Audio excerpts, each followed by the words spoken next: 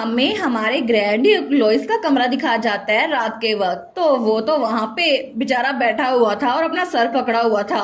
वो सोचता है आखिर मैं काम डाउन क्यों नहीं हो पा रहा।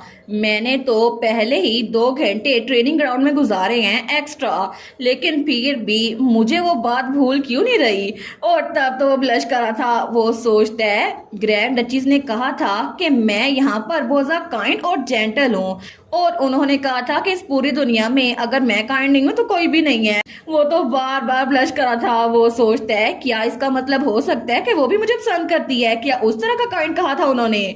लेकिन फिर भी नहीं नहीं, काम डाउन। वो थोड़ा तसल्ली से सीधा होकर बैठता है। वो कहता है ऐसा नहीं हो सकता ना, उनका ये मतलब तो नहीं है ना वो मुझे रोमांटिकली पसंद करती हैं। और वैसे भी ऑफ कोर्स मैं तो उनको बहुत ज्यादा पसंद करता हूँ, मुझे तो अपनी फीलिंग्स का पता है, लेकिन फिर भी वो मुझे इस तरह पसंद नहीं करती होंगी।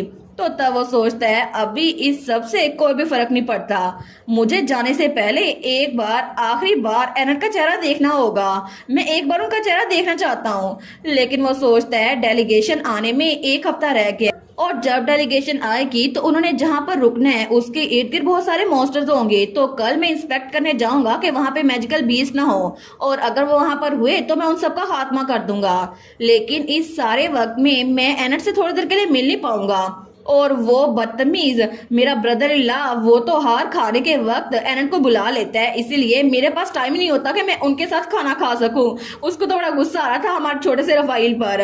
लेकिन तब वो खड़ा होता है। वो सोचता है अच्छा, लेकिन फिर भी मैं उनके पास जाना चाहता हूँ, मैं उनको गले लगाना चाहता हूँ। और ये इस वक्त प्रॉपर नहीं होगा ना कि मैं रात के इस वक्त उनको अपने कमरे में बुलाऊं, है ना। तो वो बाहर बालकनी में आ गया था। वो सोचता है एग्जैक्टली यहाँ पर तो बहुत सारी मेड्स और सर्वेंट्स हैं, अगर उन्होंने मुझे रात के इस वक्त वहां पर जाते हुए देख लिया ना तो फिर से बातें बनेंगी। लेकिन वो बेचारा तो हमारी एनट को बहुत ज्यादा मिस करा था। वो सोचता है आखिर अब मैं क्या करूं। लेकिन दूसरी तरफ हमें हमारी हीरोइन का कमरा दिखाया जाता है। वो कहती है आज तो फिर से मैं बहुत ज्यादा बिजी थी, तो वो तो वहां बेड पे लेट गई थी। वो कहती है चलो अच्छा है, अब तो मैं आराम से सो जाऊंगी, मुझे बहुत ज्यादा नींद आ रही है। लेकिन तभी उसे किस चीज की आवाज आती है, जिस दरवाजे में दस्तक हो रही थी। वो सोचती है क्या, वो उठ के बैठती है। वो सोचती है मुझे ये ना बताना कि ग्रैंड ड्यूक लोइस वो फिर से माना रैम्पेज में चले गए हैं। तो वो तो बड़ी घबरा गई थी, लेकिन बार बार नॉक की आवाज आ रही थी। हमारे सोचती है क्या ये नॉक की आवाज, ये तो दरवाजे से नहीं आ रही, ये तो बालकनी से आ रही है, आखिर यहाँ पर कौन खड़ा है। वो सोचती है मुझे ये ना बताना यहाँ पे कोई इंट्रूडर आ गया है, कोई मुझ पे हमला करने के लिए आया है। लेकिन मुझे लगता है कि ड्यूकल कैसल की सिक्योरिटी बहुत हाई है, फिर भी इस वक्त यहाँ पे कौन हो सकता है। तो वो तो डर डर के वहां पर आ रही थी। लेकिन तभी पर्दे के पीछे से आवाज आती है एनट। हमारे सोचती है ये आवाज ये तो ग्रैंड ड्यूक की है। तो हमारी हीरोइन वो जल्दी से आगे बढ़ती है और पर्दों को पीछे करती है। वो जब वहां पर देखती है तो वहां पे हमारा हीरो ही खड़ा था, और वो तो ब्लश कर रहा था और कितना क्यूट था। तो हमारी हीरोइन कहती है लोइस 1 मिनट, आखिर आप यहाँ पर क्या कर रहे हैं। मुझे ये ना बताइएगा कि आप इतनी दूर से अपने कमरे से बालकनी से होते हुए यहाँ पर आए हैं। तो हमारा हीरो वहीं पर बालकनी में खड़ा था। वो कहता है वेल मैंने कुछ बालकनीज को पार तो की है, लेकिन मुझे आपसे मिलना था। हमारी हीरोइन कहती है आपने कुछ बालकनीज को पार की है, आपका कमरा और मेरा कमरा तो बहुत ज्यादा दूर है, तो आखिर आप कितनी दूर से सफर करके आएंगे, और वहां पर तो बहुत ज्यादा डिस्टेंस थी। तो हमारी हीरोइन कहती है आपका कमरा ईस्ट में है और मेरा कमरा वेस्ट में, तो आखिर आप इतनी दूर सफर करके आए।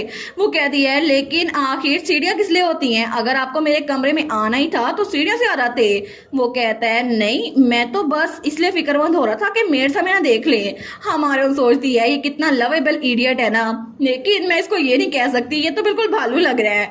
तो वो कहती है अगर नाइट्स आपको पकड़ लेते तो फिर उनके हिसाब से आपकी डिग्निटी वो मैटर नहीं करती। आपको नहीं लगता कि आपके नाइट्स जब आपको देखते तो उनकी नजर में आपकी क्या अहमियत रह जाती। हमारा हीरो कहता है बिल्कुल भी नहीं, वो मुझे पकड़ नहीं पाते, मैं वैसे भी एक स्वॉर्ड मास्टर हूँ। तो हमारी एनट सोचती है ऑनेस्टली अगर ये इतना कॉन्फिडेंट है भी, फिर भी आखिर ये मुझे ऐसा रिएक्शन क्यों दे रहा है। तो तब वहीं पर खड़ा था। वो कहता है तो क्या मैं अंदर आ सकता हूँ। हमारी एनट कहती है अगर मैं मना कर दूं तो क्या वापस चले जाएंगे। वो तो उसको तंग कर रही थी। तो हमारा बेचारा हीरो वो आगे से कुछ बोल नहीं पाता।